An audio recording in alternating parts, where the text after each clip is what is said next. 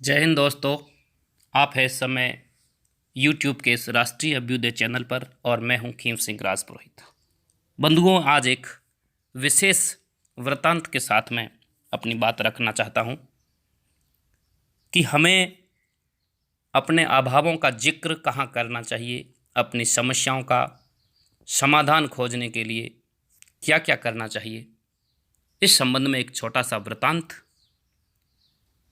श्री रामनाथ तर्क सिद्धांत नवद्वीप नगर के बाहर कुटिया बनाकर अपनी पत्नी के साथ सरल जीवन व्यतीत करते थे। उनके यहाँ अनेक विद्यार्थी अध्ययन करने हेतु आते थे, परंतु वो किसी से कोई शुल्क नहीं लेते थे। एक दिन वे विद्यार्थियों को पढ़ाने जा रहे थे तो उनकी पत्नी ने पूछा, घर में कुछ भी नहीं है, भोजन क्या बनेगा। रामनाथ जी बिना कुछ कहे चल दिए। दोपहर को लौटकर भोजन करते हुए बोले, भद्रे ये स्वादिष्ट भोजन कहाँ से तैयार किया। पत्नी बोली, सुबह मेरे पूछने पर आपकी दृष्टि इमली के वृक्ष की ओर थी, सो मैंने उसी के पत्तों का साग बना दिया।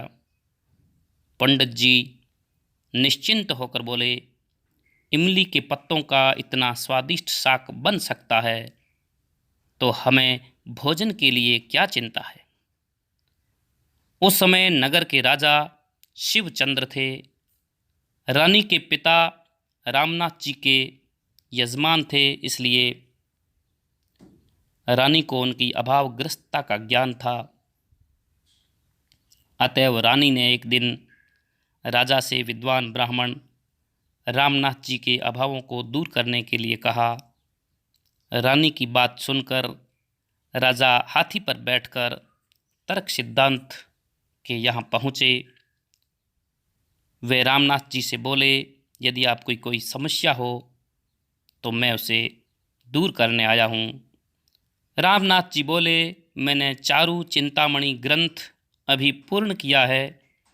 एक चिंता थी अवश्य, किंतु उनका समाधान उसमें लिख दिया है। अब उसमें कोई समस्या नहीं जान पड़ती। आपको कहीं कोई समस्या मिली क्या? राजा ने कहा, मैं तर्कशास्त्र नहीं, गृह निर्वाह के विषय में पूछ रहा हूँ। पंडित जी बोले, गृह की बात गृहिणी ही जानती है। राजा के पूछने पर वह ब्राह्मणी बोली, यहाँ तो कोई अभाव नहीं, मेरे वस्त्र फटे नहीं, जल का मटका टूटा नहीं, चटाई भी ठीक है, मुझे अभाव कैसा। राजा ने संतुष्ट दंपति को नतमस्तक होकर प्रणाम किया। बंधुओं, यही है जीवन का सार। हम अपनी छोटी छोटी समस्याओं को दुनिया के सामने अभिव्यक्त करते हैं, लेकिन दुनिया उसका समाधान नहीं करती बल्कि उपहास करती है। सच्चे अर्थों में हमारी बात, हमारी समस्या अंतर्मन की आवाज़ बनकर अगर परमपिता परमेश्वर के समक्ष प्रकट कर दी जाए तो निश्चित रूप से उसका समाधान वह नियत समय पर अवश्य करते हैं। धन्यवाद।